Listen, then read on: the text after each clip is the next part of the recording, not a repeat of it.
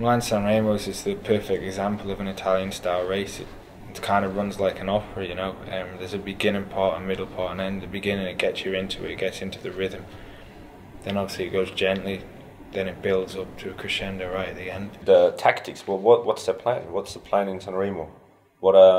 Who's at the start line? Is Katusha gonna bring just climbers or whatever, or like, is there a plan B, or they just go for one, like we do? There's plan A, and we stick to it.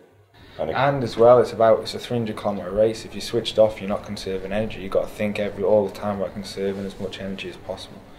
Taquino's the highest part of the race, you know. It's not on TV, it's before the real big race stuff, but the highest point in the race, it's a climb actually, isn't it? It's not the hardest climb, but people want to race up there to be with the first riders on top, so they can descend easier, or we can take it a bit easier in the downhill. The riders try to make it hard as possible, but like we saw in the last years, the speed is so high up the climb that nobody really rides away anymore. You just sit on a wheel and you just head down, and sometimes you just close your eyes because it hurts so much. But you have to stay on the wheel, and this is what makes it special. That everybody just races till you hit the tunnel, and when you come out of the tunnel, people take the jackets on. But when you're too far back, then it's going to be a really fast and dangerous downhill for you. There's a couple of corners that, like, they sharpen up on themselves, and they're the same corners every year that there's a crash on.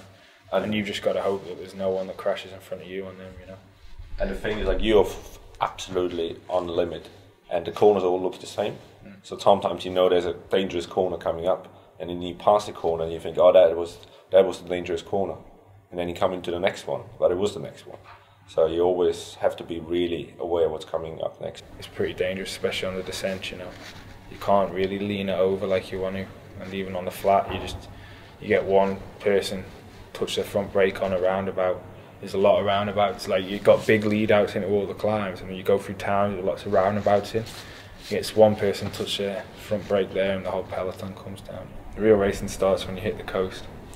That's the point where you can't, like Bernie just said, you want to be at the front for the descent to the coast.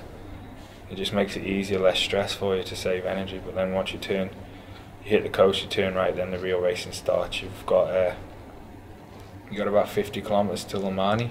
Going into Limani, the 10 kilometres before Limani, and then you come to a small village and you turn right, and there's a small gate you go through. From that point on, it's like flat out to the finish. There's no recovery.